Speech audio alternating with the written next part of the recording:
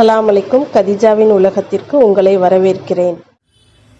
இன்னைக்கு நம்ம எதை பத்தி பார்க்க போறோம்னா, இப்போ பாத்திரம் விளக்குறத பத்தி தான் நான் உங்களுக்கு சொல்ல போறேன். பாத்திரம் விளக்குறதுக்கு முன்னாடி நம்ம என்ன செய்யணும், என்னெல்லாம் கண்டிப்பா செய்யணும் அப்படின்றது தான் இப்போ உங்களுக்கு நான் சொல்ல போறேன். இப்போ சிங்கில பாத்திரம் கிடக்கு. இப்போ மற்ற நேரத்துல எப்படி இருந்தாலும் வேலையெல்லாம் முடிச்சிட்டாங்க, எல்லா வேலையும் முடிச்சு நம்ம பார்க்கல, இந்த அளவு பாத்திரம் தான் நமக்கு கிடக்கும்.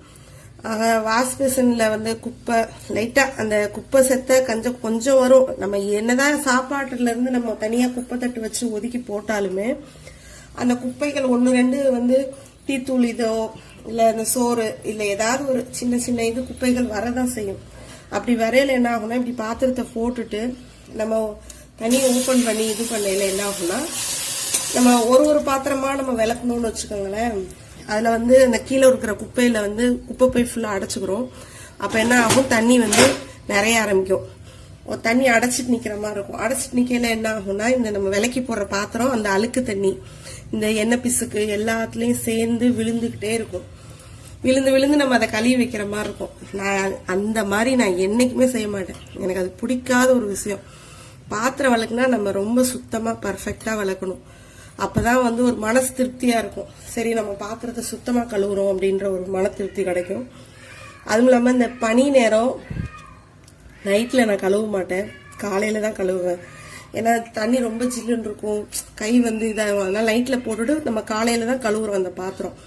அப்படிங்கல இது நம்ம சுத்தமாவும் ரொம்ப நீட்டாவும் கழுவணும்னா இப்படிதான் கழுவணும். ஃபர்ஸ்ட் என்ன பண்ணணும், இந்த பாத்திரத்தெல்லாம் நனைச்சு ஒரு குப்பை எந்த குப்பையும் இல்லாம நம்ம எல்லாத்தையும் பார்த்து காமிச்சு எடுத்து தனியா வச்சிடணும். இந்த பாருங்க, அரிசி இது சோறு பருட்டை எல்லாமே ஏதாவது ஒரு குப்பை நம்ம மட்டும் யூஸ் பண்ணல, இது நம்ம மட்டும் தனியா யூஸ் பண்ணல. பசங்க எல்லாருமே இருக்காங்க, கொண்டு பாத்திரத்தை போடையில அவங்க எல்லா குப்பையும் எடுத்துட்டுலாம் போட மாட்டாங்க. அதனால நம்ம சும்மா இந்த குப்பையே இல்லாம நம்ம இதை எடுத்து இந்த பாருங்க எடுத்து இப்படி அடுப்பு மேட்ல வச்சிடணும். எல்லா பாத்திரத்தையும் ஒண்ணு விடாம எடுத்து இங்க இருந்து இப்படி இந்த அடுப்பு மேட்ல ஃபுல்லா வச்சு விட்டுறணும். இந்த தண்ணியில காமிச்சு வச்சிட்டோம்னா அதுல உள்ள குப்பை சட்டை எல்லாமே இதாயிடும். ஒரு பாத்திரம் இல்லாம பாத்தீங்களா, இப்ப நம்ம எடுக்கல இதுல எவ்வளவு தண்ணி எப்படி நிக்குது பாருங்க. தண்ணி இந்த பாருங்க இவ்வளவு கட்டிட்டு நிக்குது, தண்ணியா நிக்குது. அப்படிங்கல நமக்கு இது நம்ம விலைக்கு போட இந்த பாருங்க கொஞ்சம் தண்ணி விடவுமே தண்ணி இவ்வளவு கட்டிடுச்சு. அப்ப குப்பை அவ்வளவு அந்த அளவுக்கு உள்ள பொடி பொடி குப்பைங்க எல்லாம் கிடக்கு. இந்த பாருங்க உங்களுக்கே தெரியும், இவ்வளவு தண்ணி கட்டிட்டு நிக்குது. இப்ப நம்ம என்னதான் எடுத்து விட்டாலும் அது வேலைக்கு ஆகாது. இப்ப நம்ம தண்ணியை அடைச்சிடலாம். அடைச்சிட்டு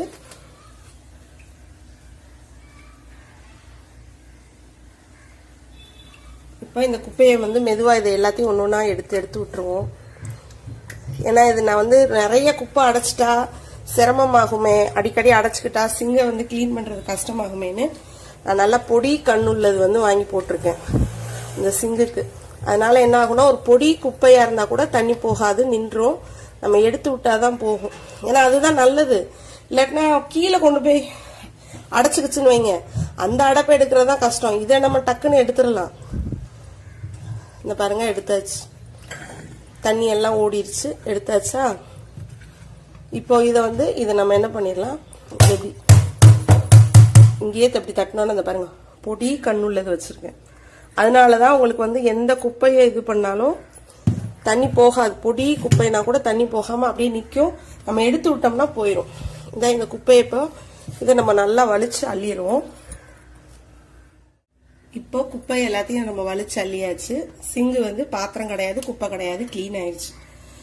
இப்படியே பாத்திரத்தை விலைக்கு போட்டு கழுவிடலாமா அப்படின்னா கண்டிப்பா கழுவ மாட்டேன். என்ன காரணம்னா, இந்த இது பிசு பிசுன்னு இருக்கும். ஏன்னா நைட் பூரா பாத்திரம் கிடந்துச்சு. நம்ம என்னதான் என்ன பிசுக்கு எல்லாத்தையும் மிக்ஸ் பண்ணி தானே பாத்திரம் போடுறோம், அது பிசு பிசுன்னு தான் இருக்கும். அதுல பாத்திரத்தை விலைக்கு போட்டு கழுவுறது எனக்கு மனசு ஒப்பாது. அது ஒரு அருவருப்பா தான் இருக்கும். அதுக்கு நம்ம சுத்தமா கழுவிட்டே நம்ம விலைக்கு போட்டாதான் எனக்கு மனசு ஒரு திருப்தியா இருக்கும். இந்த சோப்பு ஊற வச்ச தண்ணியை லைட்டா இதை ஊத்தி, இதுக்குன்னு பழைய இரும்பு நார் ஒன்று வச்சிருக்கேன், அதை போட்டு நான் அப்படியே கழுவிடுவேன். நல்லா கழுவிட்டு தான்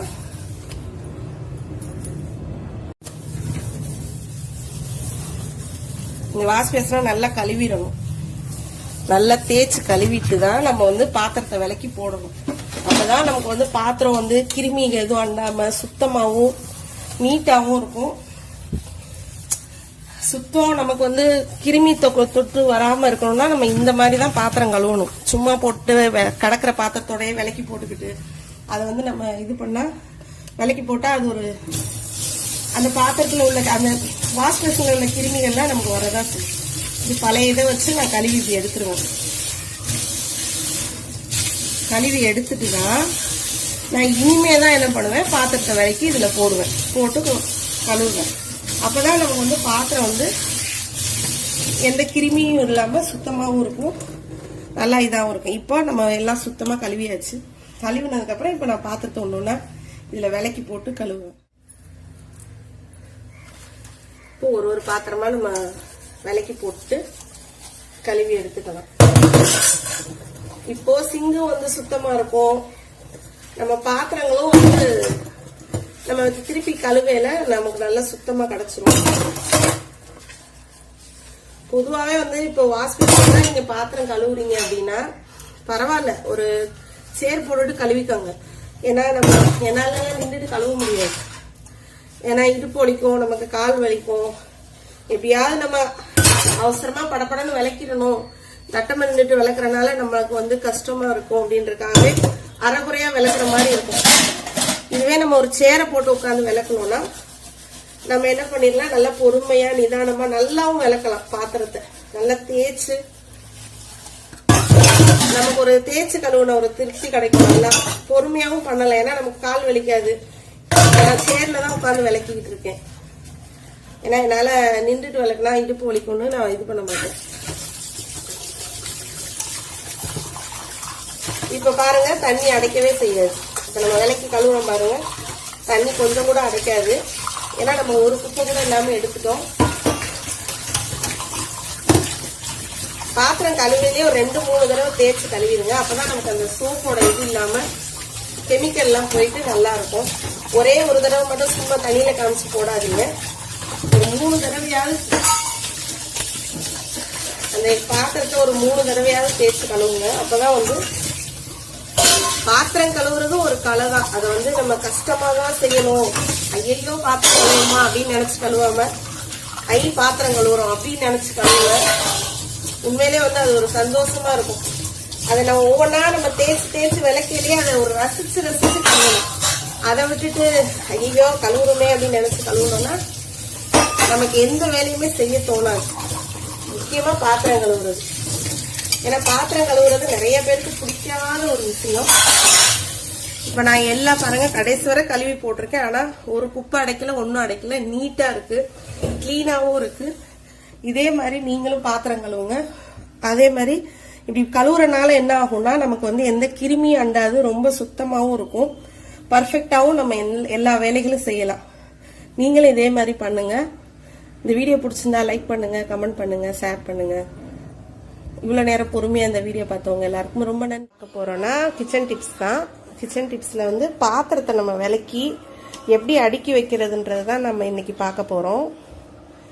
இப்போ பாத்திரம் அடுக்கிறதுக்கு வந்து நான் இந்த மாதிரி ஒரு கூடை வச்சு எப்போதுமே வச்சிருக்கேன் ரொம்ப வருஷமா. இது வந்து கூட கம்மி ரேட்டு தான். நான் வந்து 90 ரூபாய்க்கு என்னமோ தான் வாங்கினேன், பெரிய கூடை. ஆனால் நல்லா நிறைய பாத்திரம் நம்ம உள்ள கவுத்தலாம், டம்ளர் தட்டு எல்லாமே கவுத்திடலாம். ஆனால் நான் வந்து எனக்கு அது அப்படியே கவுத்திட்டாலும் நம்ம உடனே அடுக்க முடியாது, நல்லா தண்ணி வடிஞ்சதுக்கு அப்புறம் தான் அடுக்குவோம். அப்படி அடுக்கிறனால என்ன ஆகுதுன்னா கீழே உள்ள வந்து டம்ளரு தட்டு இந்த ஸ்பூன் அதெல்லாம் எடுக்க ரொம்ப ரொம்ப சிரமமா இருக்கு. அதனால நான் என்ன பண்ணிட்டேன்னா இப்படி ஒரு அகலமான கூடை வச்சிருக்கேன். இது சும்மா ஒரு 40 ரூபான்னு தான் வாங்கினோம். இந்த கூடையில வந்து என்ன பண்ணிடுறதுன்னா டம்ளருங்க, ஸ்பூனுங்க, சின்ன கிண்ணம், இந்த மிக்சி ஜாரு, இந்த கரண்டிங்க இதெல்லாம் இதுல வச்சிட்டோம்னா இது எடுக்க ரொம்ப ஈஸியா இருக்கும். தட்டுகளும் நான் இதுலயே பாருங்க அப்படியே விலக்கி அப்படியே இதுல அப்படியே சொறி அடிக்க வச்சுங்க. ஏதாவது வாஷ் பேஷன் இருக்கா, இப்படி உட்காந்து நான் சேர் போட்டு தான் உட்காந்து விளக்குவேன். விளக்கிட்டு என்ன பண்ணிடுறது, இதுல இந்த டம்ளர் தட்டுங்க இதுகளை பூரா நான் இதுல ஃபர்ஸ்ட் அடிக்கிறது. ஃபர்ஸ்ட் வந்து நான் வந்து அந்த பாத்திரத்தை தான் விளக்குவேன். ஃபர்ஸ்ட் தட்டு, டம்ளருங்க, கிண்ணங்க, கரண்டிங்க, ஸ்பூனுங்க எல்லாத்தையும் விளக்கி இதுல அடிக்கிடுவேன். இதுல அடுக்கிட்டு அதுக்கப்புறம் விளக்குற பெரிய பாத்திரத்தை ஃபுல்லா இதுல கவுத்தி வச்சிருவேன். அப்படிங்க எல்லாம் தண்ணி வடிஞ்சிரும், நல்லா காஞ்சதுக்கப்புறம் நம்ம எடுத்து அடுக்கிக்கலாம். இது ரொம்ப ஈஸியாகவும் இருக்கும். இப்போ நம்ம அவசரத்துக்கு ஒரு ஸ்பூனை தேட தேவையில்லை, ஒரு கரண்டி, ஒரு டம்ளரு எதா இருந்தாலும் நம்ம டக்கு டக்கு டக்குன்னு ஈஸியாக எடுத்துடலாம், நமக்கு வந்து கஷ்டமா இருக்காது. அதே மாதிரி இப்போ இந்த அடுப்பு மேடை வந்து இந்த மாதிரி இருக்கு, ஒழுக்குன்னு இருக்கு. அப்போ என்ன ஆகும்னா உங்களுக்கு வந்து நம்ம விளக்கி வைக்கிற பாத்திரத்துல இருந்து இங்கே தண்ணி வடியுமா, தண்ணி வடிஞ்சா இங்கெல்லாம் வடிய வாய்ப்பு இருக்கு. ஆனால் எனக்கு இந்த அடுப்பு மேடையில வடியலை, அப்போ அந்த அளவுக்கு வடியலை. இருந்தாலும் கீழே வந்து நமக்கு வந்து தண்ணி நிற்கிற மாதிரி தான் இருக்கும். அப்போ அந்த பாத்திரங்கள்லாம் சரியாக காயாது, ஈரமாக தான் இருக்கும். நமக்கு இதுலயே கவுத்தி வச்சு நல்லா காஞ்சிடணும்னா அதுக்கு நான் என்ன பண்றேன்னா, இது வந்து பெரிய டப்பு தான். வந்து நம்ம துணி அலசலாம் இது பண்ணலாம். நம்ம மிஷின்ல போடுறதுனால நம்ம இப்பெல்லாம் எங்க துணியெல்லாம் அலசுறது இல்லை. இது வாங்கினதுல இருந்து சும்மா தானே இருக்கு. நம்ம இந்த இதுல பாத்திரம் கவுத்தி வச்சாலும் இதுலயே தண்ணி வடிஞ்சிரும், நம்ம எடுத்து அடுக்கிக்கலாம். நம்ம இந்த மாதிரியும் பண்ணலாம். எனக்கு இருந்தாலுமே வந்து இதுலயும் வந்து எப்படின்னா தண்ணி கிடக்குற மாதிரி தான் இருக்கு. அந்த பாத்திரத்துல அடியில உள்ள பாத்திரத்துல அப்புறம் அப்படியே தண்ணியா இருக்கிற மாதிரி இருக்கு, நல்லா ஒரு மாதிரி காஞ்ச ஒரு எஃபெக்ட் வர மாட்டேங்குது. அதனால நான் தான் இந்த மாதிரி வாங்கி வச்சுக்கிட்டேன். இதுல என்ன பண்ணிடுறேன்னா, நான் கவுத்திடுறேன்ல, அந்த தண்ணி வந்து நமக்கு கீழே வடிஞ்சு நமக்கு ஃபுல்லா வடியணும் அப்படின்றதுக்காக நான் என்ன பண்ணிடுறேன்னா, பாத்தீங்களா இப்ப நான் அந்த கூடை எடுத்த இடத்துல பாருங்க தண்ணியா இருக்கு. இந்த இடத்துல தண்ணியாவே இருக்கும், அந்த கூடையில அடியில தண்ணி நின்றுகிட்டு தான் இருக்கும். இதுவே நம்ம என்ன பண்ணிடுறேன், நான் இந்த மாதிரி வச்சிட்டோம்னா, இப்போ பாருங்க இந்த டப்பு மேல தூக்கி நம்ம இப்படி வச்சிட்டோம்னா என்ன ஆகும்னா, நம்ம கழுவி கவுத்துற பாத்திரத்தோட தண்ணி எல்லாம் இந்த டப்புல ஒடிஞ்சிரும். அதே மாதிரி கீழே ஒட்டவும் செய்யாது. இப்போ இது தரையோட ஒட்டிட்டு இருக்கறனால தண்ணியா இருக்கு. இது என்ன ஆகும்னா நமக்கு வந்து இது கீழே ஒட்டாம இருக்க மாதிரி கொஞ்சம் மேல தூக்கிட்டு இருக்கு. அது போய் செட் ஆகாம மேல தூக்கிட்டு இருக்கறனால இந்த இங்க இதோட வந்து நமக்கு இதாகிறதுனால தண்ணி எல்லாம் நல்லா வடிஞ்சிருது. எவ்வளவு பாத்திரத்தோட தண்ணியை நம்ம கவுத்தி வச்சாலும் அழகா நமக்கு வடிஞ்சிட்டு பாத்திரம் வந்து நல்லா காஞ்சிரு. இப்ப காலையில விலைக்கு கவுத்தணும்னு வைங்க, சாயந்தரமே நல்லா பாத்திரம் சுத்தமா காஞ்சிருக்கும், நம்ம எடுத்து அடுக்கி விட்டுறலாம். அதே மாதிரிதான் இதுல கவுத்துற பாத்திரத்தை நம்ம, ஏன்னா இது அவசரமா நம்ம எடுக்கிற பாத்திரம் தான், பெரிய பாத்திரத்தை நம்ம அவ்வளவா எடுக்க மாட்டோம். ஆனா டம்ளர் இதெல்லாம் எடுத்துருவோம். அதனால இதுல கவுத்துறதையும் நான் வந்து ஓரளவுக்கு நல்லா காயதான் செய்யுது. இதை ஈஸியா எடுக்கிறதுக்காக நான் இதுல பண்ணிருக்கேன். அதே மாதிரி தண்ணி வடிஞ்சுக்கிறதுக்காக நான் இப்படி ரெடி பண்ணிக்கிறேன். இது ரொம்ப செலவுலாம் இல்லை. 500 ரூபாய் 600 ரூபாய்க்கு நம்ம பாத்திரம் அடுக்கிற ஸ்டாண்டு வாங்கினா கூட, அதான் பாத்திரம் விலைக்கு வைக்கிற ஒரு இது மாதிரி டப்பு மாதிரி வாங்கினா கூட நம்ம இவ்வளோ பாத்திரம்லாம் கவுத்த முடியாது. அதுல கொஞ்சமா தான் கவுத்த முடியும். இந்த மாதிரி பெரிய பாத்திரம்லாம் கவுத்தவே முடியாது. ஆனா இதுல வந்து எப்படின்னா நல்லா நமக்கு வந்து எவ்வளவு பாத்திரம் வேணாலும் நிறைய கவுத்தலாம். மேல மேல மேல நல்லா கவுத்தலாம். தண்ணி நல்லா வடிஞ்சிரும், நல்லா வெயிட் தாங்கும். நமக்கு இப்ப ரொம்ப செலவு இல்லை. இதுவும் 100 ரூபாய் தான், இது 90 ரூபாய் தான், இவ்வளவுதான். இதோட விலையே மொத்தம் 190 ரூபாய். ஆனா நம்ம எவ்வளவு பாத்திரம் வேணாலும் அடுக்கிக்கலாம். ஆனா இப்ப ஆன்லைன்ல விற்கிற மாதிரி உள்ளதுல எல்லாம் வாங்க முடியாது. நீங்களும் உங்க வீட்டுல ரொம்ப அதிக செலவு பண்ணி வாங்காம இந்த மாதிரி பெரிய டப்பும் இந்த மாதிரி பெரிய இது வாங்கி வச்சு மேல தூக்கி வச்சுக்கிட்டீங்கன்னா உங்களுக்கு அடுப்பு மேடையில தண்ணி சிந்தாம நல்லா நீட்டாவே இருக்கும். தண்ணி எல்லாம் இதுல வடிஞ்சிரும். உங்களுக்கு ரொம்ப ரொம்ப ஈஸியாவும் இருக்கும் பாத்திரம் அடுக்கிறதுக்கு. அதே மாதிரி சின்ன பாத்திரம் எடுக்கிறதுக்கு அதுவும் ரொம்ப ஈஸியா இருக்கும். சுலபமாகவும் வேலை முடிச்சிடலாம். கண்டிப்பா இந்த டிப்பெல்லாம் ஃபாலோ பண்ணுங்க. ரொம்ப பிடிச்சிருந்தா லைக் பண்ணுங்க, கமெண்ட் பண்ணுங்க, ஷேர் பண்ணுங்க. இவ்வளோ நேரம் பொறுமையா இந்த வீடியோ பார்த்தவங்க எல்லாருக்கும் ரொம்ப நன்றி. இன்னைக்கு நம்ம என்ன பார்க்க போறோம்னா, இந்த பால் காய்ச்சின சட்டி தான். இந்த பால் காய்ச்சின சட்டி இப்படி அப்படி போயிருக்கு. என்ன இதை வந்து எப்படி கழுவுறதுன்னு உங்களுக்கு சொல்லி காட்ட போறேனா அப்படின்றதுன்னா இல்லை, அது கிடையாது. இதை வந்து நம்ம எதெல்லாம் நம்ம இதை யூஸ் பண்ணிக்கலாம் அப்படின்றதான் நான் இப்போ சொல்ல போறேன். 1-2 தான் இதில் செய்ய முடியும், ஆனால் கொஞ்சம் கொஞ்சம் சொல்றேன். இதை வந்து நம்ம வேஸ்டா நம்ம கீழே தூக்கி போட்டு இதை கழுவுறதுக்காக நம்ம ஊற போடணும். ஊற போட்டு அதுக்கப்புறம் கழுவிடுவோம்.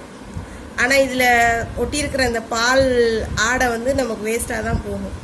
இதை வேஸ்ட் பண்ணாமல் இதையும் நம்ம பயனுள்ளதாக எப்படி சமையலுக்கு பயன்படுத்தலாம், இல்லை நம்ம நார்மலாக இதை எப்படிலாம் பயன்படுத்திக்கலாம், இது பியூட்டி டிப்ஸாக கூட இதை வந்து யூஸ் பண்ணிக்கலாம் அப்படின்றத நான் இப்போ சொல்ல போகிறேன். வாங்க நம்ம இதை எப்படி செய்கிறதுன்னு சொல்கிறேன். இது எப்படின்னா, இப்போ நார்மலாக இப்போ பால் காய்ச்சின சட்டி இருக்குன்னா நம்ம இதை வேஸ்ட்டாக கீழே போடாமல் இதை என்ன பண்ணிடலாம், நல்லா இதை ஃபுல்லாக அப்படியே கையை வச்சே சுரண்டலாம். இது ஸ்பூன் வச்சு சுரண்டணும்னு அவசியம் இல்லை, கை வச்சு சுரண்டாலே வரும். ஏன்னா ரொம்ப அப்பி போயிருந்தாதான் வந்து, அப்படி இருந்தால் கூட இது, ஏன்னா இப்போ தானே காய்ச்சி இது பண்ணி ஆறுன சட்டியாக எடுத்துக்கோங்க, சுட சுட எடுக்காதீங்க. இப்படி நல்லா சுரண்டி விட்டுருங்க கையாலேயே. கை வச்சு இப்படி தேய்ச்சிங்கனாலே உங்களுக்கு நல்லா வரும். அப்போ என்ன பண்ணிடலாம், நீங்கள் இதில் வந்து கொஞ்சமாக இப்போது அன்னைக்கு நீங்கள் எத்தனை சப்பாத்தி எதுவும் சுட போகிறீங்கன்னா கொஞ்சமாக வந்து கோதுமை மாவு போட்டு இதில் வந்து சப்பாத்திக்கு மாவு பிசைஞ்சு அப்படியே சுட்டிங்கன்னா சப்பாத்தி நல்லா சாஃப்டாக வரும். இதை வந்து அந்த மாதிரியும் செய்யலாம். இல்லை எங்களுக்கு அந்த மாதிரிலாம் வேணாம், நான் சப்பாத்தி நாங்களாம் சப்பாத்தியே செய்கிறதில்ல, அப்போ நாங்கள் என்ன செய்கிறது அப்படின்னிங்கன்னா இதை நல்லா அப்படி சுரண்டி விட்டுருங்க. சுரண்டி விட்டுட்டு கொஞ்சமாக சீனி போடுங்க, லைட்டாக சுகர், ரொம்ப போடாதீங்க. அந்த சுகரை வச்சே இதை நல்லா நம்ம சுற்றி தேய்ச்சிடலாம். இந்த சர்க்கரையை போட்டே இது நல்லா இந்த இடத்த தேய்ச்சோன்னா நமக்கு நல்ல கட்டியான இந்த பால் ஆடை கிடச்சிரும். இதை நம்ம குழந்தைகளுக்கு கொடுக்கலாம், ரொம்ப ரொம்ப நல்ல சத்து. குழந்தைகளை வந்து அப்படியே வந்து ஒரு சின்ன கிண்ணத்தில் போட்டு குழந்தைங்களுக்கு குட்டி ஸ்பூன் போட்டு இதை வந்து கொடுத்தோன்னா குழந்தைங்க சாப்பிடுவாங்க. ஏன்னா நானும் இதை வந்து சின்ன வயசில் சாப்பிட்ருக்கேன், எனக்கு ரொம்ப ரொம்ப பிடிக்கும் இது. எங்கள் அம்மா அந்த மாதிரி தான் கொடுப்பாங்க, சாப்பிட சொல்லி கொடுத்தாலும் நல்லது. வேறு ஏதாவது பால் ஆடைக்கு உங்களுக்கு தேவைப்பட்டாலும் நீங்கள் சீனி போடாமல் இதை அப்படியே சுரண்டி எடுத்து ஒரு கிண்ணத்தில் வச்சு ஃப்ரீசரில் வந்து நீங்கள் ஸ்டோர் பண்ணி கூட வைக்கலாம். ஒரு தடவை நீங்கள் பால் காய்ச்சலெல்லாம் இதே மாதிரி சுரண்டி எடுத்து கிண்ணத்தில் ஸ்டோர் பண்ணி வச்சுட்டு அதுக்கப்புறம் கூட நீங்கள் என்ன பண்ணிடலாம், வேறு எதுக்காவது யூஸ் பண்ணிக்கலாம். சமையலுக்கு யூஸ் பண்ணுறது, பால் ஆடை உங்களுக்கு எதுக்கெல்லாம் தேவைப்படுதோ அதை கூட நீங்கள் யூஸ் பண்ணிக்கலாம். இதை வந்து மொத்தமாக சேர்த்து வச்சுட்டு அந்த விப்க்ரீம் பண்ணுவாங்க தெரியுமா, இதே மாதிரி சட்டியை வேஸ்ட்டாக கீழே போடுற சட்டியை சுரண்டி எடுத்துட்டு இதை மொத்தமாக சேர்த்து வச்சு கூட நீங்கள் அதை வந்து க்ரீம் மாதிரி செஞ்சு எதுக்கெல்லாம் உங்களுக்கு வந்து க்ரீம் தேவைப்படுதோ அதுக்கெலாம் நீங்கள் யூஸ் பண்ணிக்கலாம். அதுக்கப்புறம் இதிலே பியூட்டி டிப்ஸ் என்ன தெரியுமா, முக்கியமாக இதை வந்து நம்ம வேஸ்ட் பண்ணாமல், இதை வந்து நான் பூச மாட்டேன் இதை வந்து, ஆனால் எங்கள் அம்மா வந்து சின்ன வயசில் பூசுவாங்க, நான் அதை பார்த்துருக்கேன். எப்படின்னா இதை வந்து இந்த பால் ஆடைய சட்டியை சுரண்டிட்டு என்ன பண்ணிடுவாங்க, அப்படியே என்ன பண்ணிடுவாங்க முகத்தில் நல்லா தேய்ச்சிடுவாங்க. முகத்தில் நல்லா ஒரு மாதிரி லைட்டாக மசாஜ் பண்ணுவாங்க. லேஸ் மசாஜ் கொடுத்து அப்படியே ஃபுல்லாக தேய்ச்சிடுவாங்க. அதே மாதிரி என்ன பண்ணிடுவாங்க, இந்த கைகள்லேயும் தேய்ப்பாங்க. நான் கையில் மட்டும் உங்களுக்கு தேய்ச்சி காட்டுறேன். கையில் மட்டும் என்ன பண்ணுவாங்க, இப்படி இதை தேய்ப்பாங்க, நல்லா தேய்ச்சிடுவாங்க. தேய்ச்சி வந்து கையில் ஃபுல்லாக தேய்ச்சிடுவாங்க. அதான் கை ஃபுல்லாக முனங்கை வர தேய்ப்பாங்க. தேய்ச்சிட்டு வந்து என்ன பண்ணிடுவாங்க, நான் இப்போ அது வந்து சர்க்கரை போட்டிருக்கேன், நீங்கள் சர்க்கரை உங்கள் முகத்துலேயோ கையிலையோ தேய்க்கிறதா இருந்தால் நீங்கள் சர்க்கரை போடாமல் பண்ணுங்கள். இதை வந்து என்ன பண்ணிடுவாங்க, நல்லா தேய்ச்சிட்டு ஊற வச்சுருவாங்க. ஒரு 1/2 hour ஊற வச்சுருவாங்க. ஊற வச்சுட்டு அதுக்கப்புறம் என்ன பண்ணலான்னா ஒரு லைட்டு, அதாவது லைட் வார்ம் உங்களால் தாங்கக்கூடிய அளவுக்கு சுடுதண்ணி வச்சுட்டு முகத்தை நல்லா தேய்ச்சி கழுவிட்டு அந்த கைகளையும் அதே மாதிரி தேய்ச்சி கழுவிட்டா முகம் நல்லா பளிச்சுன்னு ரொம்ப நல்லா பாலிஷாக இருக்கும் அப்படின்னு சொல்லுவாங்க. நம்ம கீழே போடுற, அதாவது கீழே போடுறதுன்னு இல்லை, நம்ம வேஸ்ட்டாக தூக்கி விளக்க போடுற ஒரு பால் சட்டி, ஆனால் அந்த சட்டியை கூட நம்ம வீணாக்காமல் நம்ம யூஸ்ஃபுல்லான இது மாதிரி பண்ணிக்கலாம்.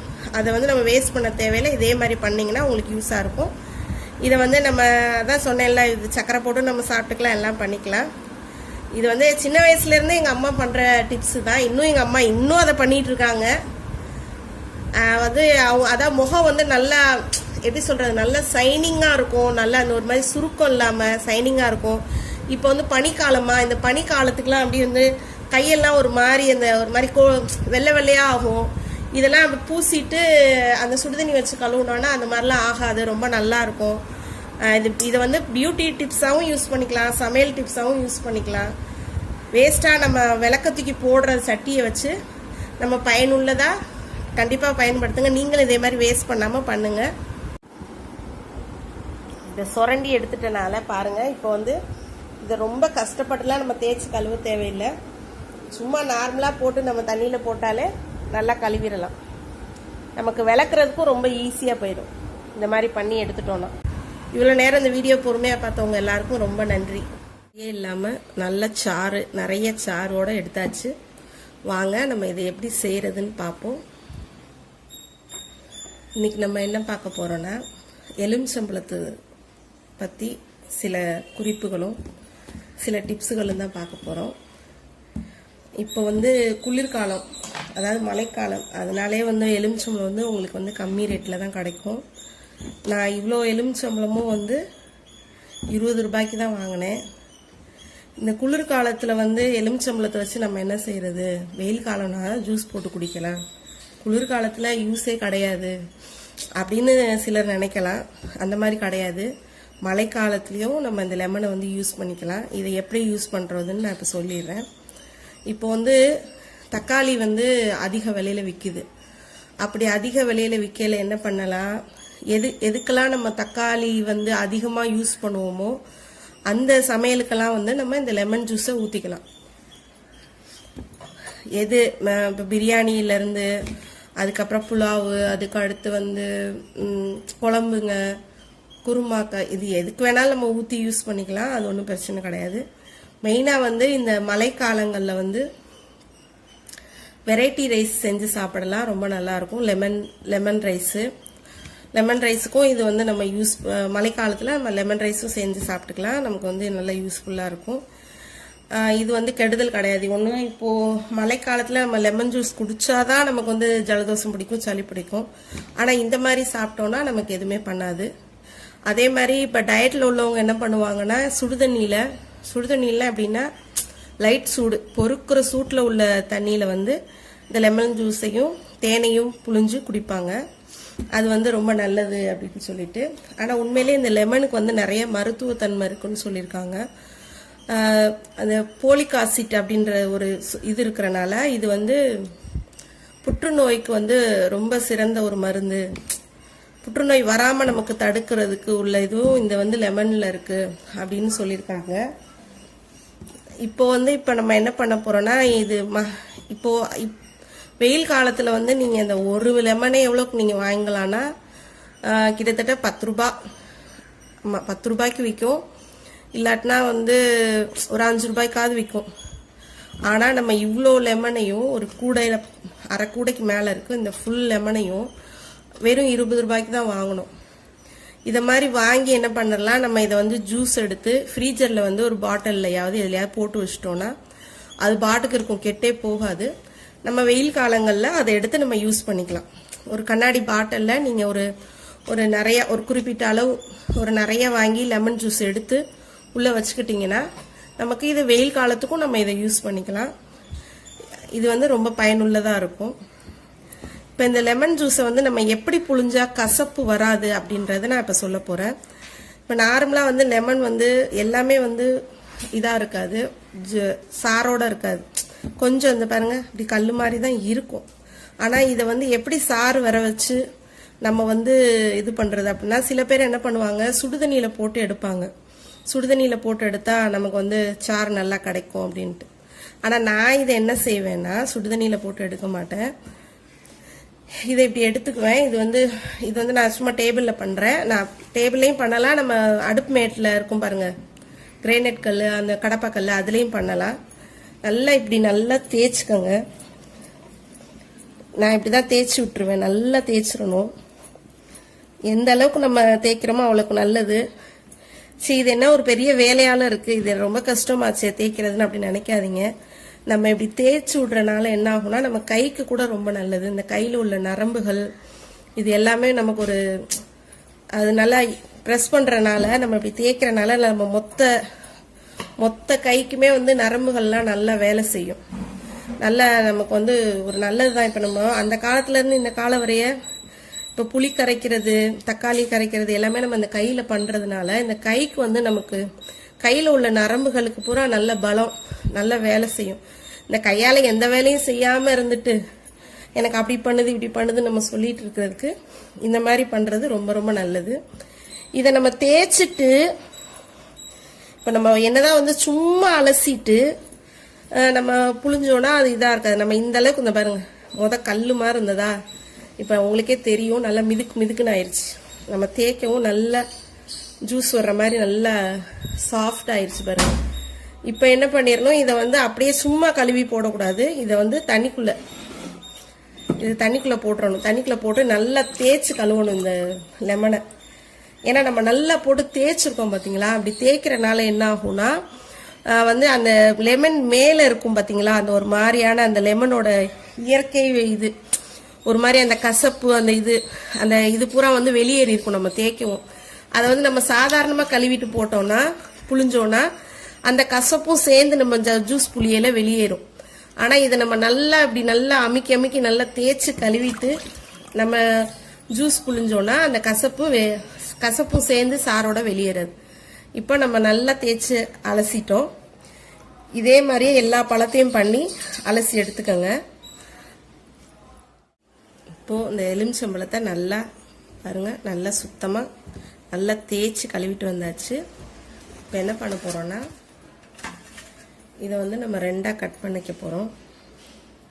நார்மலாகவே வந்து இந்த லெமன் புளியறதுக்குன்னு ஒரு இது வரும் பார்த்தீங்களா, அது நான் வாங்கி பார்த்தேன். அதில் எப்படின்னா வந்து அதில் ஒன்றுமே வேஸ்ட்டு, எப்படின்னா ஒழுங்காகவே சாறு வர மாட்டேங்குது. அந்த லெமனை வந்து அரைகுறையாக தான் புளிஞ்சு கொடுக்குது. கொட்டை வந்து அதில் இன்னைக்கு நின்றுது, அவ்வளோதான். மற்றபடி சாறு வந்து முழுமையாக நமக்கு கிடைக்குதானே, அது இல்லைன்னு தான் நான் சொல்லுவேன். அதனால தான் நான் என்ன பண்ணுறது, அதில் புளியறதே கிடையாது. அது தூக்கி மேலே போட்டேன். அது வாங்குறது வேஸ்ட்டு. என்ன இருந்தாலும் நம்ம கையில் புளிஞ்ச ஒரு எஃபெக்ட் வர மாட்டேங்குது. கொட்டை 1-2 இருந்தாலும் அதை ஒன்று நம்ம எடுத்துக்கலாம், அது ஒன்றும் பிரச்சனை கிடையாது. ஆனால் அதை விட்டுட்டு அதில் புளியறதுல ஒன்றுமே அதில் சாரே வர மாட்டேங்குது. பாதி பழம் வேஸ்ட்டாக தான் போகுது. அதை நம்ம திருப்பியும் மறுபடியும் கையில் தான் புளிகிற மாதிரி வருது. அது இப்போ கீழே இருந்ததுன்னா அது அவங்களுக்கு பண்ணி காமிச்சிருப்பேன். ஆனால் அது மேலே இந்த ஜாமான் அடுக்குனதில் மேலே தூக்கி போட்டுட்டேன். ஆமாம், அது என்ன யூஸாக பண்ணுறோம், சும்மா எதுக்கு அதை வேற வச்சுக்கிட்டு அப்படின்ட்டு நான் தூக்கி மேலே போட்டேன். இப்போ நம்ம நல்லா அலசிட்டோம், சுத்தமாக அலசிட்டனால இப்போ நம்ம இதை அழுத்தி புளியையில கூட அந்த கசப்பு இறங்காது. நம்ம எவ்வளோக்கு எவ்வளோ நல்லா தேய்ச்சி கழுவிடுறோமோ, ஏன்னா நம்ம நல்லா தேய்ச்சிட்டோம், அதை நல்லா உருட்டிட்டோம் தரையில் போட்டு. அதாவது இந்த டேபிள்லையும் அந்த கல்லுலையும் போட்டு உருட்டணும். ஒரு கையில் மட்டும் நீங்கள் செய்யணும் அவசியம் இல்லை, இந்த இடது கையிலையும் நீங்கள் அதை போட்டு உருட்டலாம். ஏன்னா இடது கைக்கும் அந்த இது கிடைக்கும், இடது கை நரம்புக்கும் அந்த இது நன்மை கிடைக்கணும்ல. இப்போ நம்ம நார்மலாக எல்லாமே வலது கையில் தான் பண்ணுவோம். ஆனால் இந்த உருட்டுற வேலையை நம்ம இடது கையிலையும் செய்யலாம். அதனால நான் அதுலேயும் வந்து பண்ணிட்டு இப்போது நல்லா சுத்தமாக தேய்ச்சி அலசிட்டு வந்தாச்சு. இந்த கொட்டை வந்து நமக்கு அதிகமாக வரக்கூடாமல் நம்ம எப்படி புளியறதுன்றதையும் நான் இப்போ உங்களுக்கு அந்த டிப்ஸையும் உங்களுக்கு சொல்கிறேன். நான் எப்படி புளியறேன் அப்படின்றதையும் நான் உங்களுக்கு சொல்கிறேன். இப்போ பாருங்கள், இப்போ நம்ம ரெண்டாக அறுத்து வச்சுக்கிட்டோமா. இப்போ நம்ம என்ன பண்ணிடணும், இந்த ஒவ்வொரு இணுக்குலையும் இப்படி விட்டு விட்டு அந்த கொட்டைகளை நம்ம எடுத்துடணும். எதுலலாம் கொட்டை இருக்கோ இதை வந்து நமக்கு எப்போல்லாம் ஃப்ரீ டைம் கிடைக்கிதோ அப்போ நம்ம செஞ்சு வச்சுக்கலாம். கண்டிப்பாக வந்து எப்போதுமே நம்ம வேலை பார்த்துட்டே இருப்போம்லாம் சொல்ல முடியாது. சாயந்தர நேரத்தில் நம்ம ஃப்ரீயாக இருப்போம். மத்தியானம் எல்லாரும் வீட்டில் உள்ளவங்க சாப்பிட்டு போனதுக்கப்புறம் நம்ம ஃப்ரீயாக தான் இருப்போம். ஃப்ரீயாக இருக்கையில் நம்ம கொஞ்சம் நேரம் ரெஸ்ட் எடுத்துக்கணும். அதுக்காக எனி டைமு வேலை பார்க்கணும் அப்படின்லாம் ஒன்றும் இல்லை. சும்மா தூங்கலாம் தேவையில்லை. எப்போதுமே மத்தியான நேரத்தில் தூங்கக்கூடாது. தூங்காமல் என்ன பண்ணணும், ஒரு 1 ஹவர் கொஞ்சம் நேரம் சும்மா படுத்து நம்ம உடம்புக்கு வந்து கொஞ்சம் ரெஸ்ட் கொடுத்துக்கணும். கொஞ்சம் நேரம் படுத்து கிடந்துட்டு அதுக்கப்புறம் என்ன பண்ணிடணும், நம்ம ஏதாவது நமக்கு முக்கியமான வேலைகள் என்னென்ன இருக்கோ அதெல்லாம் பார்த்துடணும். நம்ம எப்படி கொட்டையவே நம்ம அதிகமாக கொட்டை வராமல் நம்ம எப்படி பண்ணுறதுன்னு நான் இப்படி தான் செய்வேன். எப்போதுமே நம்ம ஜூஸ் போடலையே நான் இதே மாதிரி தான் பண்ணிடுவேன். ஏன்னா அப்போ தான் அதுலேயும் கொட்டை அதிகமாக வராது. இப்படி உள்ளே விட்டு விட்டு எடுத்தோன்னா இருக்கிற கொட்டையெல்லாம் வந்துடும். அதுக்கு மேலே வந்தால் 1-2 இந்த பொடிசு கண்ணுக்கு தெரியாதது வரும், அவ்வளோதான். ஏன்னா நம்ம இப்படியே எடுத்துடுறோமா எல்லாத்தையும், அதனால் அந்தளவுக்கு கொட்டை வந்து வராது. இப்படி எடுக்கிறதே என்ன கேட்டால் கரெக்டு. நமக்கு நல்ல ஜூஸும் வந்துடும். அதில் கொட்டை வராமல் செய்யணுன்றக்காக நம்ம அதில் புளிஞ்சிட்டு அதுக்கப்புறம் வந்து நம்ம கஷ்டப்படக்கூடாது. நமக்கு ஜூஸே வராது, வேஸ்ட்டு. நம்ம எத்தனை பழம் புளிஞ்சாலும் பத்தாது. இதுவே ஒரு பழம் புளியிற இடத்துல அதில் 3 பழம் புளியணும்.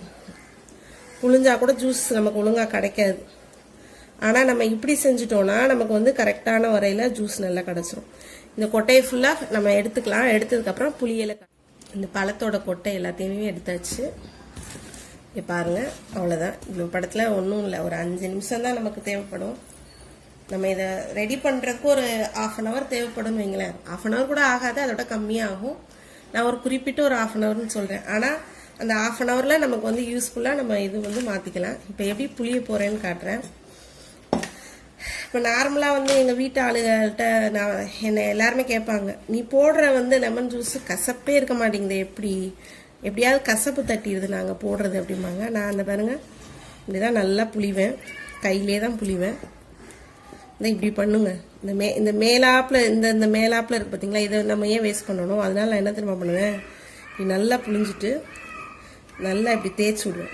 தேய்ச்சி விட்டோன்னா அந்த முன்னாடி இருக்கிற சாரெல்லாம் நமக்கு வந்துடும், அதுவும் வேஸ்ட் ஆகாது.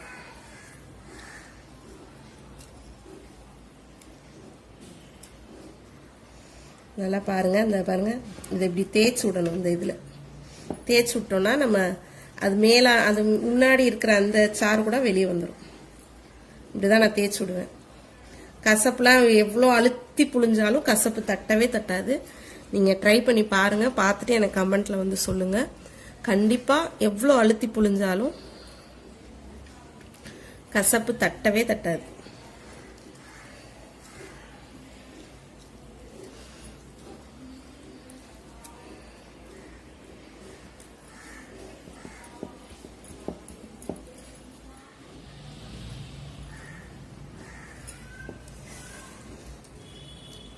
நம்ம எவ்வளோக்கு எவ்வளோ நம்ம இது பண்ணுறோமோ அவ்வளோக்கு எவ்வளோ நல்லா அழுத்தி புளிங்க, ஒன்றுமே கசப்பு தட்டாது. இப்படி இதே மாதிரியே தேய்ச்சி பண்ணுங்க. எல்லா பழங்களையும் இதே மாதிரியே தேய்ச்சி பண்ணுங்க. அதே மாதிரி அதோட எல்லா சாரும் நமக்கு வந்துடும். கரெக்டாக பண்ணிடலாம். இதே மாதிரி எல்லாத்தையும் பாருங்க, ஜூஸ் நம்ம புளிஞ்சாச்சு. இந்த புளிகோலையில் அரை புளிகோலை வந்துடுச்சு. எல்லா பழத்தையும் புளிஞ்சு எடுத்துட்டோம், எதுவுமே இல்லை. ஆனால் இதில் பாருங்கள், நம்ம கொட்டையப்புறம் எப்படி எடுத்தோம் நீங்களே பார்த்தீங்க. இந்த பாருங்கள், இதில் எதுலையாவது கொட்டை வந்திருக்கான்னு பாருங்கள். ஏதாவது ஒரு பொடி துகள்கள் வரும், அவ்வளோதான். இந்த லைட்டாக பாருங்கள், நான் இவ்வளோ ஜூஸ் புழிஞ்சிருக்கேன், அதில் வந்து ஒரே ஒரு கொட்டை இருக்குது, தெரியுதா உங்களுக்கு அடியில்? அவ்வளோதான், அந்த ஒரு கொட்டை தான் வந்திருக்கு, மற்றபடி எதுவுமே வரல. இந்த கிளாஸ் ஃபுல்லாக வந்துருச்சு. ஒரு கூட வரல. ஆனால் நமக்கு வந்து நம்ம நல்லாவும் புளிஞ்சு எடுத்துட்டோம், நம்ம வேஸ்ட் பண்ணாமல் எல்லாத்தையுமே. நீங்களும் இதே மாதிரி புளிஞ்சு ரெடி பண்ணி வச்சுக்கிட்டிங்கன்னா உங்களுக்கு நல்லா யூஸ்ஃபுல்லாக இருக்கும். சும்மா இருக்கிற ஒரு அரை மணி நேரத்தை நம்ம யூஸ் பண்ணோம்னா நமக்கு தேவையான லெமன் ஜூஸு. இது வந்து நம்ம சாப்பாட்டுக்கு வந்து ஒரு மாதத்துக்கும் வச்சு யூஸ் பண்ணிக்கலாம். இதை வந்து ஃப்ரீசரில் வச்சு யூஸ் பண்ணால் ரொம்ப நாளைக்கு வச்சு யூஸ் பண்ணிக்கலாம்.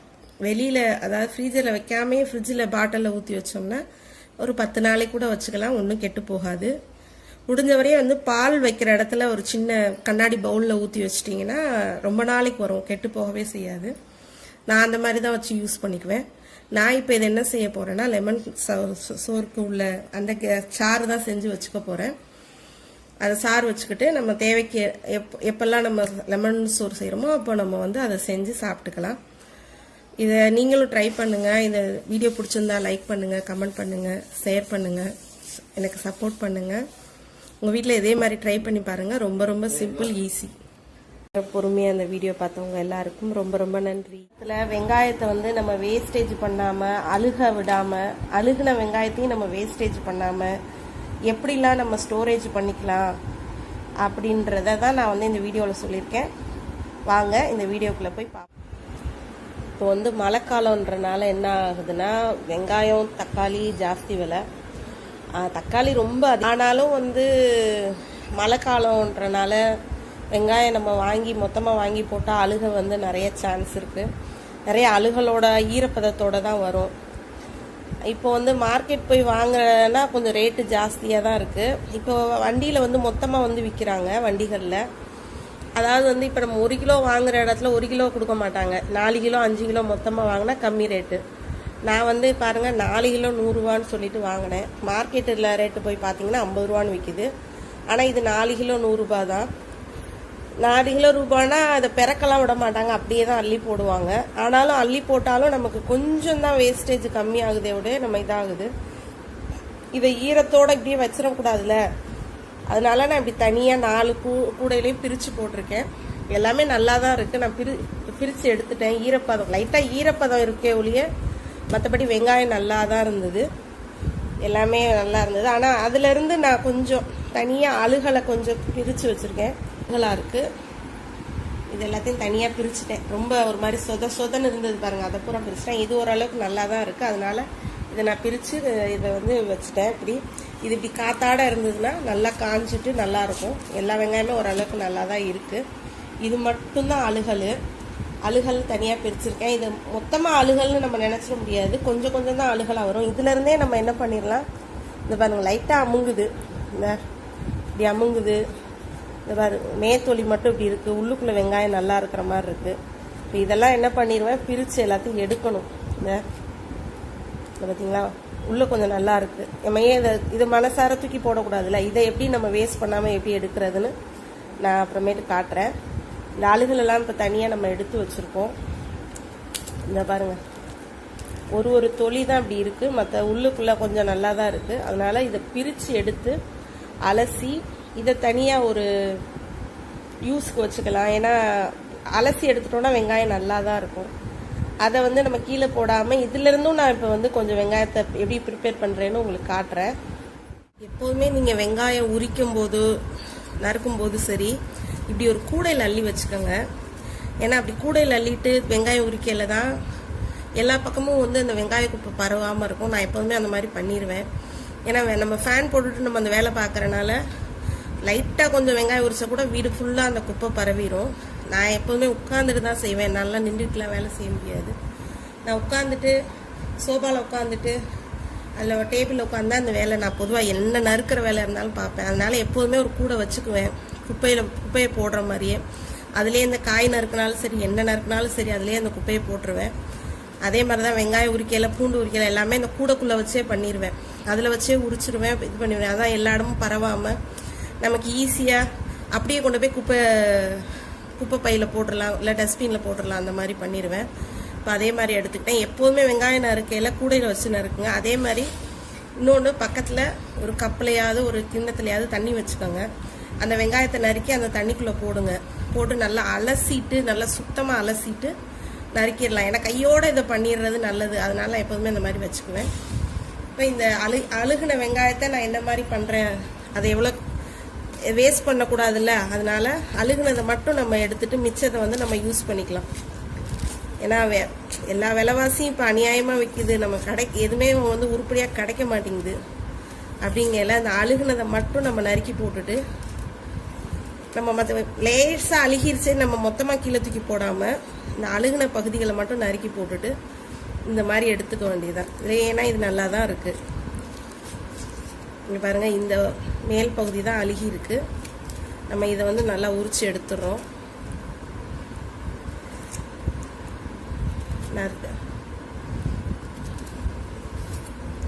பார்த்தீங்களா, அழுகுன பகுதியை நல்லா இப்படி அறுத்து எடுத்துட்டோன்னா நமக்கு நல்ல வெங்காயம் கிடச்சிருது உள்ள. இதே மாதிரி எல்லா வெங்காயத்தையும் நம்ம நறுக்கி எடுத்துக்கணும். இப்போ நம்ம வந்து சரி இது இவ்வளோ வெங்காயம் இருக்கே, இது என்ன பண்ணுறது அப்படின்னு நீங்கள் யோசிக்காதீங்க. நம்ம நறுக்கி எடுத்துட்டு இதை எப்படி யூஸ்ஃபுல்லாக பயன்படுத்திக்கலாம் அப்படின்றதே நான் உங்களுக்கு இதில் சொல்கிறேன். இதை நம்ம நறுக்கி எடுக்கிறது மட்டும் இல்லை, இதை நம்ம எதுக்கெலாம் நம்ம பயன்படுத்திக்கலாம் அப்படின்றதையும் சொல்கிறேன். இதை நம்ம வேஸ்ட்டும் பண்ண தேவைப்படாது.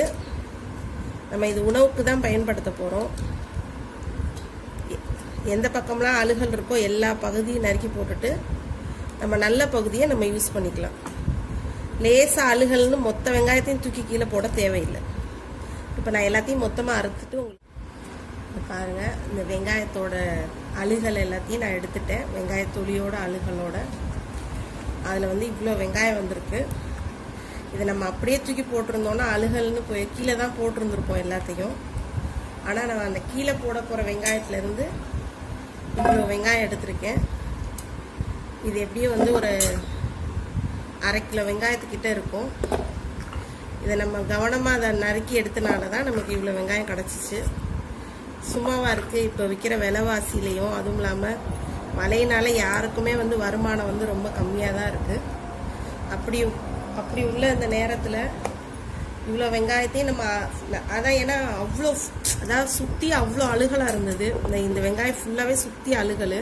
உள்ளுக்குள்ளே நான் எல்லாத்தையும் நறுக்கி எடுத்திருக்கேன் பாருங்கள்.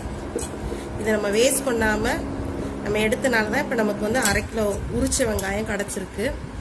நம்ம அதை வேஸ்ட் பண்ணியிருந்தோன்னா அது குப்பையோடு தான், நம்ம குப்பை அப்படின்னு சொல்லி குப்பையில் தான் போட்டிருப்போம். அதை வீணாக்காமல் அது உள்ள பகுதியெல்லாம் எடுத்தாச்சு. நம்ம வாங்கினதும் விலை கம்மியான ரேட்டு.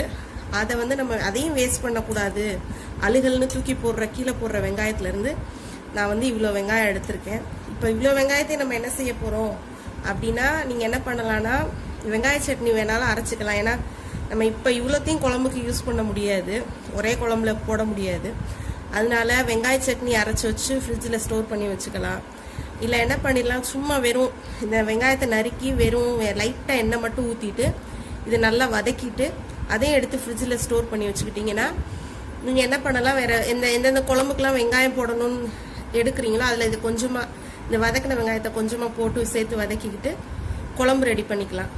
இல்லை இந்த வதக்கி வச்சுருக்கிறத கொஞ்சமாக அரைச்சி எதுக்காவது அரைச்சி ஊற்றணும் அப்படின்னு பிரியப்பட்டீங்கன்னா குழம்புகளுக்கு இந்த ஃப்ரிட்ஜில் நம்ம வதக்கி வச்சுருக்கோம்ல, இந்த வெங்காயத்தை எடுத்து அரைச்சி ஊற்றிக்கலாம்.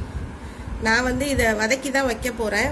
இப்போதைக்கு சட்னி அரைக்கலை, வதக்கி நான் அப்படியே ஃப்ரிட்ஜில் வைக்க போகிறேன். அது எப்படின்னு உங்களுக்கு காட்டுறேன். எண்ணெய் சட்னி காய வச்சு எண்ணெய் ஊற்றி இந்த நறுக்கின வெங்காயத்தை போட்டு நான் வதக்கிட்டு இருக்கேன். இந்த வெங்காயத்தை வந்து நம்ம வந்து ஏன் பச்சையாகவே ஃப்ரிட்ஜில் வைக்கலாமே நீங்கள் நினைக்கலாம். வேணாம், பச்சையாக வச்சாலும் கெடுதல் தான் இந்த வெங்காயம். என்ன காரணம்னா, ஏற்கனவே கொஞ்சம் பாதி அழுகின வெங்காயம் வேறு. ஆனால் நான் அழுகலை ஃபுல்லாக எடுத்துட்டேன். இருந்தாலுமே நம்ம என்ன பண்ணலாம்னா அதை வதக்கி வைக்கிறது தான் பெஸ்ட்டு என்னை பொறுத்த வரையில். பச்சையாக வெங்காயம் வந்து ஃப்ரிட்ஜில் வைக்கிற ஸ்டோர் பண்ணுறது நல்லதில்லை, அது கெடுதல் தான் சொல்லுவாங்க.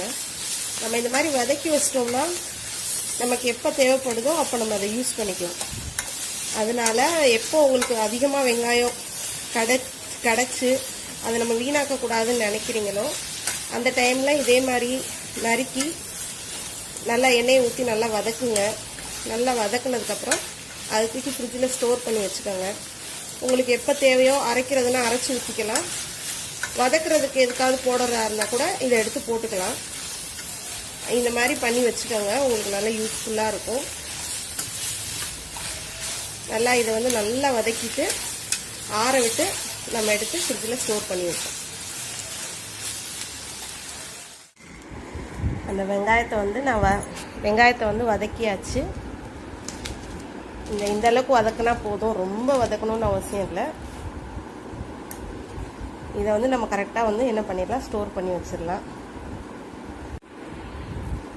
ஸ்டோர் பண்ணுறத வந்து முடிஞ்ச வரைய கண்ணாடி பவுல் இல்லாட்டினா சில்வர் பவுலில் போட்டு ஸ்டோர் பண்ணுங்கள்.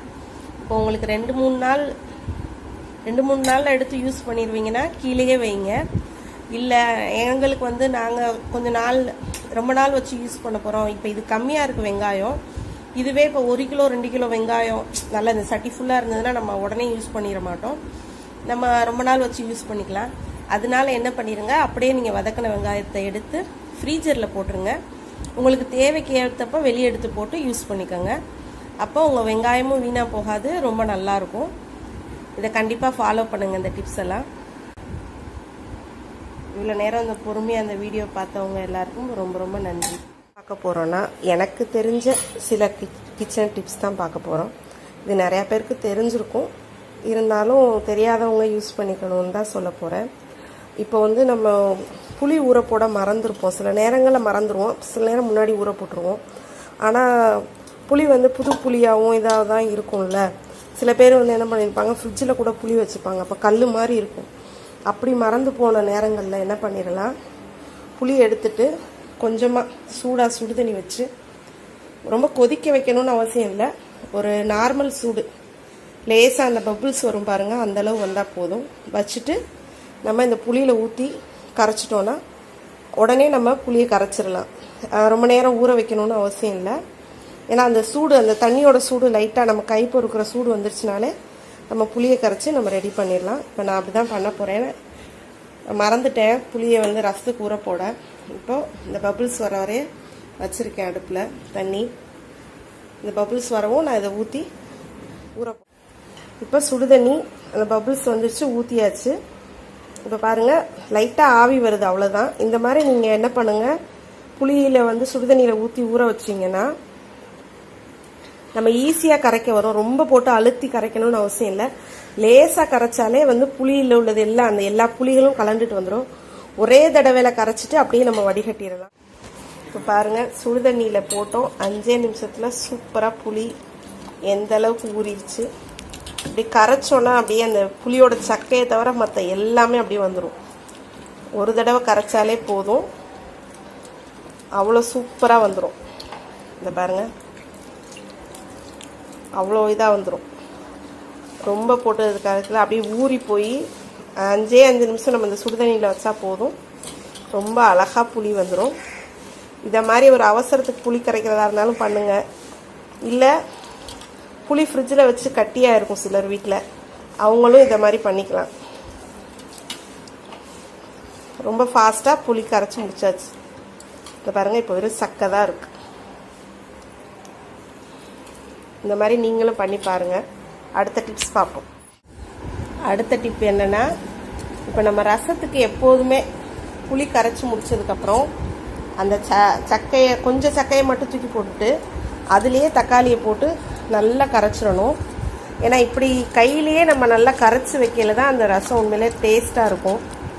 எந்த அளவுக்கு கரைக்கிறோமோ அந்த அளவுக்கு வந்து ஒன்றரெண்டாக கரைக்காதீங்க. நல்லா கையிலே நல்லா பிசைஞ்சிருங்க. அந்த தக்காளியை புளியிலே வச்சு நல்லா பிசைஞ்சிருங்க. அப்படி செய்யலை என்ன ஆகும்னா ரசம் வந்து ரொம்ப ரொம்ப சூப்பராக இருக்கும், ரொம்ப டேஸ்ட்டாக இருக்கும். இந்த மிக்சியில் அரைச்சி போடுறதுலாம் சும்மா வேஸ்ட்டு, அதெல்லாம் அந்தளவுக்கு ருசியாக இருக்காது. கையில் நம்ம ஒன்று விடாமல் அந்த தக்காளியை நல்லா கரைச்சிடணும். எந்த அளவுக்கு கரைக்கிறேன்னு பாருங்கள்.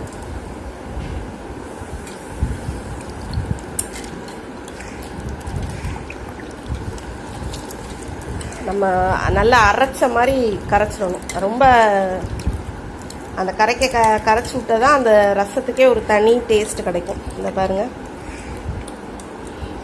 எந்த அளவுக்கு கரைச்சிட்டேன் பாருங்கள். இந்த புளியிலேயே வெறும் அந்த தோல் மட்டும்தான் இருக்குது. அந்த அளவுக்கு இந்த தக்காளியை நல்லா கரைச்சிடும்.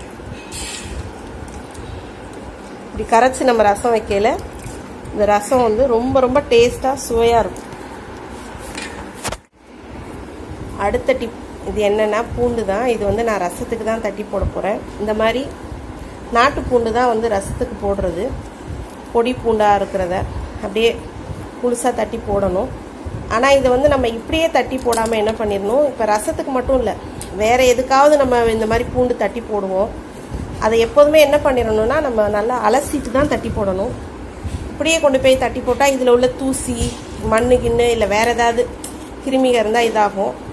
அதனால என்ன பண்ணிடணும், இதை உதுத்து விட்டுட்டு இல்லை இப்படியே நம்ம அலசி நல்லா சுத்தமாக வாஷ் பேசில் அலசிட்டு இதை தட்டிட்டு இந்த இதுவும் இந்த உள்ள நடுவில் காம்பு மாதிரி வரும், இதை மட்டும் எடுத்துட்டு நம்ம தட்டி போட்டுடலாம். இப்போ அடுத்த டிப்பு என்னன்னு நம்ம பார்க்கலாம். இப்போது பொதுவாகவே இந்த பெரிய கத்திரிக்காய்னா வந்து பார்க்க நமக்கு அப்படியே பிஞ்சு மாதிரி தான் தெரியும். ஆனால் வாங்கிட்டு வந்துடுவோம். ஆனால் உள்ளே பார்த்தோம்னா லைட்டாக முத்துன மாதிரி தெரியும். இந்த மாதிரி இருக்கும். சரி, என்ன காசு போட்டு வாங்கியாச்சு, வேஸ்ட் பண்ணக்கூடாது அப்படின்னா அதை அப்படியே வேஸ்ட் பண்ணிடாதீங்க. கீழே போயிடுது, முத்துனதாக இருக்குது அப்படின்னு கீழே போட்டுறாதீங்க. ஏன்னா இந்த பகுதியெலாம் நல்லா பிஞ்சாக தான் இருக்கும், லைட்டாக முத்தி போயிருக்கும். நம்ம அதுக்கு என்ன பண்ணிடலான்னா, இங்கே பாருங்கள், எடுத்து விட்டு அந்த விதையை பூரா அப்படி சுரண்டி எடுத்துடலாம். அந்த விதையை மட்டும் அப்படி சுரண்டி எடுத்துருங்க.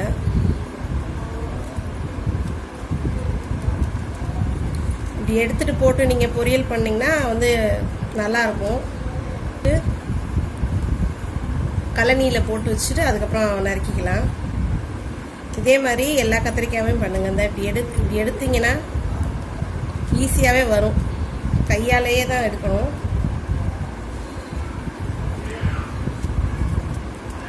இப்படி எடுத்துட்டா ஈஸியாக வந்துடும். நம்ம இதை பொரியலுக்கு யூஸ் பண்ணிக்கலாம். ஆனால் குழம்புல போடாதீங்க, குழம்பை வந்து கெடுத்துரும். முத்துன கத்திரிக்காய்னா குழம்பு டேஸ்ட்டு போயிடும். பிஞ்சு கத்திரிக்காய் குழம்புல போட்டால் தான் நல்லாயிருக்கும். ஆனால் இதை வந்து பொரியல் பண்ண நல்லா தான் இருக்கும். ஆனால் இந்த விதையை ஃபுல்லாகவே எடுத்துகிட்டு பண்ணுங்களேன், ரொம்ப நல்லாயிருக்கும். நான் இப்படி தான் பண்ணுவேன். கத்திரிக்காய் வந்து முத்தி இருந்ததுன்னா வேஸ்ட் பண்ணாமல், ஏன்னா இது நமக்கு நல்லா தான் இருக்கும். அதையே வேஸ்ட் பண்ணணும்னு தான் இந்த விதையை மட்டும் எடுத்துகிட்டு கத்திரிக்காயை போடுவேன். இதே மாதிரி நீங்களும் பண்ணி பாருங்கள். இப்போ நம்ம என்ன பண்ண போகிறோம்னா இந்த சோளத்தை வந்து எப்படி ஈஸியாக உரிக்கிறது அப்படின்றத பார்க்க போகிறோம். அந்த சோளம் வந்து நம்ம சின்ன வயசுலேயே வந்து இது பழகின ஞாபகம். ஏன்னா சின்ன வயசில் மதுரையில் இருக்கிறலாம் இந்த அந்த சோளம் ஒரு மாதிரி ரஃப்பாக இருக்கும்ல, அந்த சோளம் தான் வாங்கி தருவாங்க அம்மா. மார்க்கெட்லலாம் வந்து இந்த நெருப்பில் காட்டி சுட்டு கொடுப்பாங்க, கறியை போட்டு வச்சு அதை எரித்து அதிலேருந்து சுட்டு தருவாங்க. அந்த சுட்ட சோளம் வாங்கி சாப்பிடல, ஆனால் அது கல் மாதிரி இருக்கும், இருந்தாலும் அது அவ்வளோ ஆசையாக வாங்கி திம்போம். அது நல்லாயிருக்கும், அது உடம்புக்கு வர நல்லதுன்னு சொல்லுவாங்கல்ல, அதனால் அது வாங்கி சாப்பிடுவோம். அதே நான் என்ன பண்ணுவேன், நான் சின்ன வயசில் வாங்கி கொடுத்தாங்கன்னா இப்படி 2ஆக உடச்சிடுவேன். ஏன்னா 2ஆக உடைச்சாதான் இன்னும் நமக்கு ஈஸியாக இருக்கும். இப்படி கையை வச்சு அம்மி வச்சாலே சோளம் வந்து 2ஆக உடஞ்சிரும். 2ஆக உடஞ்சதுக்கப்புறம் நம்ம என்ன பண்ணிடணும், இப்படி ஒரு இதாக ஃபஸ்ட்டு எடுத்துக்கணும். இப்படியே தான் ஃபஸ்ட்டு அந்த முதல் வரிசையை நாங்கள் எப்படியாவது இப்படி முதல் வரிசை எடுக்க மட்டும் கொஞ்சம் கஷ்டமாக இருக்கும். அதை மட்டும் இப்படி எடுத்து சாப்பிட்றது. இந்த முதல் வரிசை எடுக்கிறதுக்கு மட்டும் கொஞ்சம் கஷ்டமாக தெரிகிற மாதிரி இருக்கும். அடுத்த வரிசை அதுக்கப்புறம் ரொம்ப ரொம்ப ரொம்ப ஈஸியாயிரும். நாங்கள் சாப்பிடையிலே இப்படி தான் ஒன்று ஒன்றா பிச்சு தான் சாப்பிட்றது சின்ன வயசில். ரொம்ப ரொம்ப ரொம்ப ஈஸி.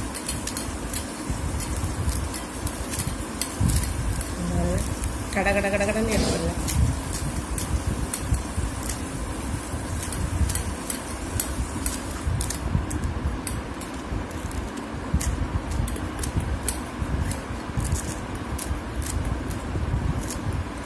ஆனால் நான் இங்கே சென்னையில் வந்து நான் அந்த சோளத்தை பார்க்கவே இல்லை. நான் மதுரையில் தான் அந்த சோளம் பார்த்துருக்கேன். இங்கே பூரா வந்து என்ன பண்ணுறது, ஸ்வீட் கார்ன் தான் இருக்குது. அவ்வளோதான், ஒரு செகண்டில் வந்து நம்ம கடன்னு இந்த சோளத்தை வந்து ரெடி பண்ணியாச்சு. இதே மாதிரி தான் இதையும் எடுக்கணும். இப்படி வேகமாக பண்ணையிலே நமக்கு கடன்னு வரும் பாருங்க. ஒன்றும் கஷ்டமே இல்லை. அதுவும் இல்லாமல் சோளம் சிலது இந்த மிஷின் அது இதுன்னு சொல்கிறாங்க, அதெல்லாம் ஒரு மாதிரி பிஞ்சுக்கிட்டு வருது. பாதி சோளத்தை காணாமல் தான் போகுது. அது நம்ம கையில் பண்ணுறதுல தான் வந்து சோளம் வந்து நமக்கு முழுமையாக கிடைக்கும்.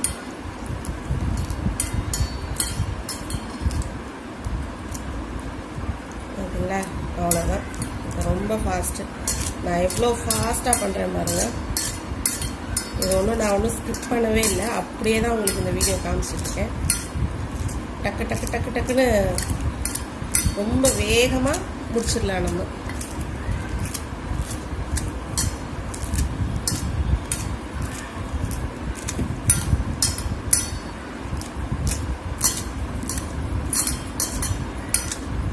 அவ்வளோதான், ஈஸியாக சோளம் வந்து நம்ம பிச்சு எடுத்தாச்சு, வேஸ்ட் ஆகாமல். நம்ம சில குறிப்புகள்லாம் பார்த்தோம். இந்த குறிப்புகள்லாம் உங்களுக்கு பிடிச்சிருந்தா லைக் பண்ணுங்கள், கமெண்ட் பண்ணுங்கள், ஷேர் பண்ணுங்கள், சப்போர்ட் பண்ணுங்கள். இவ்வளோ நேரம் பொறுமையாக அந்த வீடியோ பார்த்தவங்க எல்லாருக்கும் ரொம்ப நன்றி. அடுத்த இப்போ வந்து நம்ம எதை பற்றி பார்க்க போகிறோன்னா, இந்த ஆரஞ்சு, கொடை ஆரஞ்சை பற்றின மருத்துவ தன்மை என்னென்னன்றதை பற்றி தான் நான் சொல்ல போகிறேன்.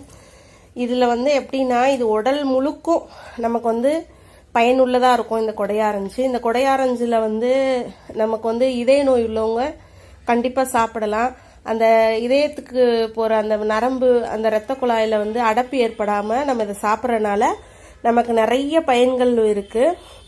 அதே மாதிரி இந்த மாரடைப்பு வராமல் இருக்கவும் இது வந்து நமக்கு பயனுள்ளதாக இருக்குது. இதில் வந்து பொட்டாசியம் சத்து வந்து கொஞ்சம் அதிகமாக இருக்குது.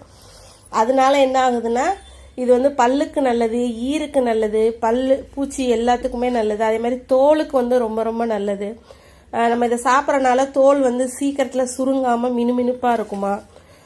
அதுக்கடுத்து என்னன்னா, உங்களுக்கு வந்து இந்த அதான் அந்த ப்ரெஷரு, ரத்த அழுத்தம் உள்ளவங்களும் இது சாப்பிட்றது ரொம்ப நல்லது. அதுக்கடுத்து இப்போ இந்த கிட்னியில் வந்து கல் இருக்குது, அந்த கல் உள்ளவங்களும் இது சாப்பிட்டா அந்த கல்லை கரைக்கக்கூடிய தன்மையும் இந்த ஜூஸுக்கும் இருக்குது, இந்த பழத்துக்கும் இருக்குது. அதுதான் நம்ம அதே மாதிரி எலும்புக்கும் ரொம்ப நல்லதான், மூட்டுக்கு எலும்புக்கு எல்லாத்துக்குமே நல்லது. மொத்தத்தில் இந்த ஒரு பழத்தினால உடல் முழுவதும் உள்ள நோய்கள் வராமல் இருக்க நமக்கு நிறைய பயனுள்ளதாக இருக்குது. இந்த பழம் வந்து எப்போல்லாம் கிடைக்குதோ, அதுவும் சீப்பாக கிடைக்குதோ கண்டிப்பாக வாங்கி சாப்பிடுங்க. பெரியவங்களும் சாப்பிடுங்க, குழந்தைங்களும் சாப்பிடுங்க. இதை தினமும் சாப்பிடலாம், ஒன்றுமே செய்யாது, உடம்புக்கு ரொம்ப ரொம்ப நல்லது. இது வந்து உடம்புல உள்ள எல்லா நோய்களுக்கும் ரொம்ப ரொம்ப நல்லது ஆரஞ்சு.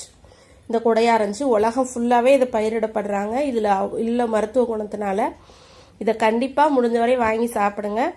இதோட பயன்கள் என்னென்னன்றதை நான் சொல்லிட்டேன். இதை எப்படிலாம் நம்ம சீசனில் வந்து கொடையாரஞ்சு வந்து ரொம்ப கம்மி ரேட்டில் தான் விற்கிது. 1 கிலோ 50, 60 அந்த மாதிரி தான் விற்கிது. இப்போ நம்ம என்ன செஞ்சுருக்கோன்னா, இந்த ஆரஞ்சை வந்து நம்ம சொலையாவே அப்படியே உரிச்சே சாப்பிடலாம். நல்லா தான் இருக்கும், எந்த இதுவும் இல்லை. அப்படியே வெறும் கொட்டையை மட்டும் எடுத்துகிட்டு அப்படியே முழு இதாக சாப்பிட்றலாம். இது எல்லாமே உடம்புக்கு நல்லதான், ஏன்னா நார் சத்தும் கிடைக்கும் அதில்.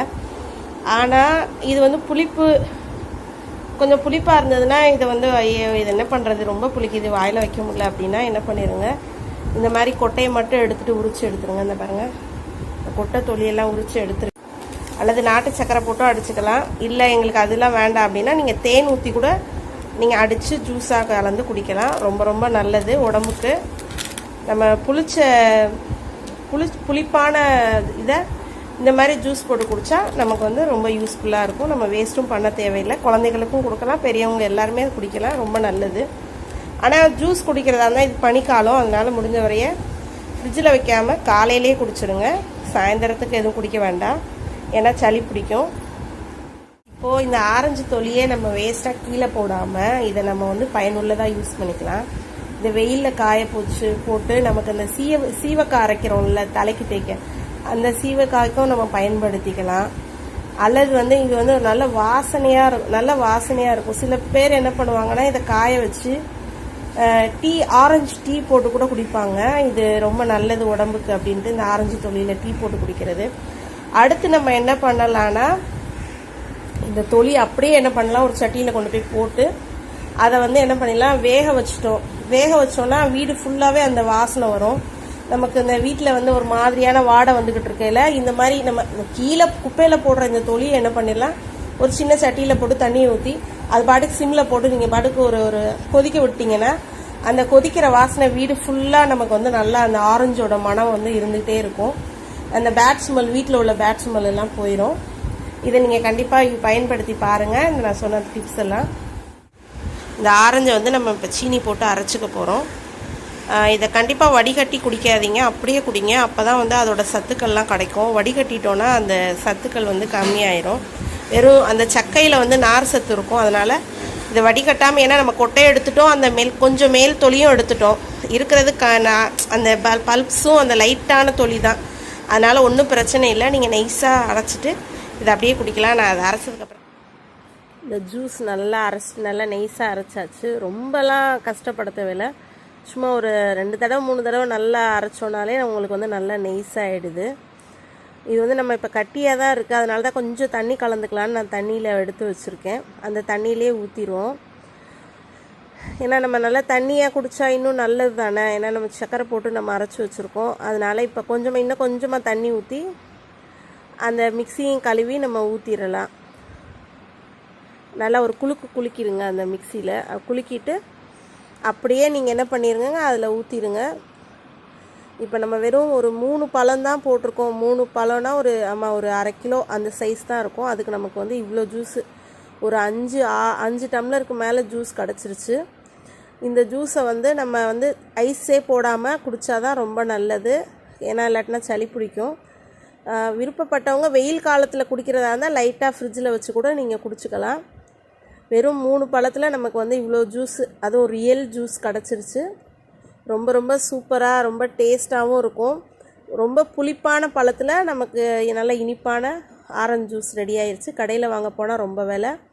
இவ்வளோ நேரம் இந்த வீடியோவை பொறுமையாக பார்த்தவங்க எல்லாருக்கும் ரொம்ப ரொம்ப நன்றி.